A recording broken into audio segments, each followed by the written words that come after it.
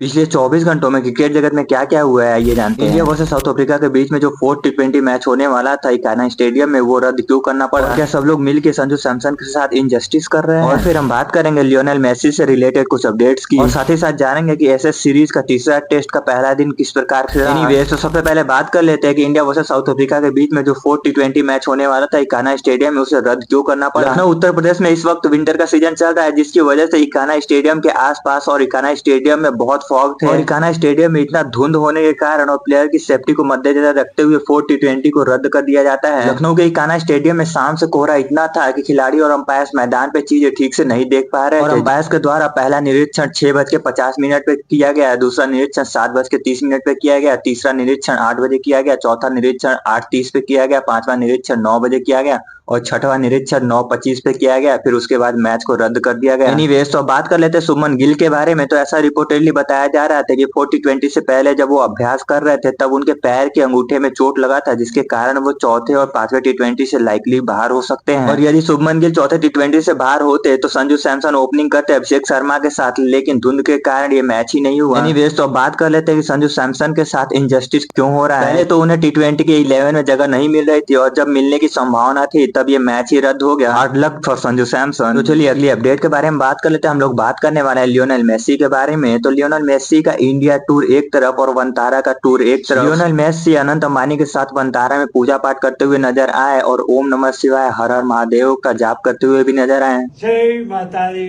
जय माता दी। और फिर एडिडास के एक फोटो शूट में फुटबॉलर लियोनेल मेसी और Rodrigo De Paul, cricketer Kuldeep Yadav और रेणुका सिंह ठाकुर, निखित जरीन बॉक्सर और Nishad Kumar Paralympic high jumper, Sumit Antil जो कि जेवलिन थ्रोअर है, एक साथ एक फोटो में देखने को मिले। Now move to the next update. तो हम बात करने वाले हैं कि सुनील छेत्री विराट कोहली और आरसीबी के चैंपियन बनने के ऊपर क्या बोले। उन्होंने बोला कि I am so happy for Virat Kohli, so happy for whole team and the entire city and state. 18 years it's not easy to be one of the most fancy team and not win a trophy for 18 years is not easy। चलिए आगे बढ़ते हम लोग देखने वाले हैं कि are Ashwin ने आरसीबी के ऑक्शन के ऊपर क्या बोले। उन्होंने बोला कि RCB had a really fabulous auction in this IPL 2026। Massive credit to Andy Flower, this man again do it for RCB. और फिर उन्होंने बोला, मैं खास तौर पर आरसीबी का जिक्र करना चाहता हूँ जिन्होंने विहान मल्होत्रा और कनिष्क चौहान को चुना। यह बहुत ही शानदार स्तर की स्काउटिंग है। आरसीबी की बात हो ही रही है तो हम लोग बात कर लेते हैं मंगेश यादव के बारे में। तो आरसीबी की टीम ने मंगेश यादव को 5.20 करोड़ में अपने खेमे में शामिल किया है आईपीएल 2026 के लिए। उसी चीज पे मंगेश यादव रिएक्ट करते हुए बोले, मैंने पहले ही सोचा था कि आरसीबी मुझे चुनेगी और मैं उनके लिए खेलूंगा। मुझे बहुत खुशी है कि अब मैं उसी टीम के लिए खेलूंगा जिसका मैं हमेशा सपना देखता हूँ।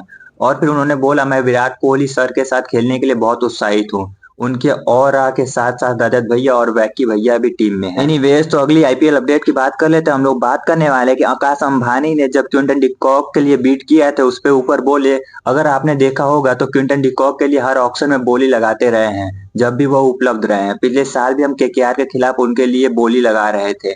असली वजह यह है कि रोहित और क्विंटन डिकॉक के बीच अब असली केमिस्ट्री है। ये दोनों हमारी चैंपियन जीतने वाली ओपनिंग जोड़ी है। तो चलिए अगली अपडेट के बारे में बात कर लेते हैं। हम लोग बात करने वाले हैं केएल राहुल के बारे में। रिपोर्टेडली ऐसा बताया जा रहा है कि केएल राहुल विजय हजारे ट्रॉफी में कर्नाटका की तरफ से खेलेंगे और ऐसा एक्सपेक्टेड है कि जनवरी 2026 में वो कर्नाटका की टीम को ज्वाइन करेंगे। Now move to the next update. तो हम बात करने वाले हैं एसएस सीरीज 2025-26 के तीसरे टेस्ट के पहले दिन के बारे में। ऑस्ट्रेलिया की टीम पहले बल्लेबाजी करने आती है और मात्र 33 रनों पे 2 विकेट खोती है, जिसमें पहला विकेट जैक वेदरॉल्ड का था और दूसरा विकेट ट्रेविस हेड का था। उसके बाद उस्मान ख्वाजा का 82, एलेक्स कैरी की 106 और मिचेल स्टार्क के नाबाद 33 रन की बदौलत डे 1 पे ऑस्ट्रेलिया की टीम 326 रन बना देती है 8 विकेट के नुकसान पे। इंग्लैंड की तरफ से जोफ्रा आर्चर 3 विकेट लेते हैं, ब्राइडन कास्ट भी 2 विकेट लेते हैं और जैक टंग 1 विकेट लेते हैं, विल जैक्स 2 विकेट लेते हैं। टेस्ट क्रिकेट की बात हो ही रही है तो हम लोग बात कर लेते हैं latest ICC test bowling ranking की। मिचेल स्टार्क इस लिस्ट में दूसरे नंबर पे आ गए 852 पॉइंट के साथ, और वहीं पहले स्थान पे जसप्रीत बुमराह 879 पॉइंट के साथ। एनीवेज, तो बात कर लेते हैं कि जसप्रीत बुमराह अपने मम्मी के ऊपर क्या बोले। उन्होंने बोला कि I was just 5 years old when I lost my father. Since then my mother took up a job and raised us alone.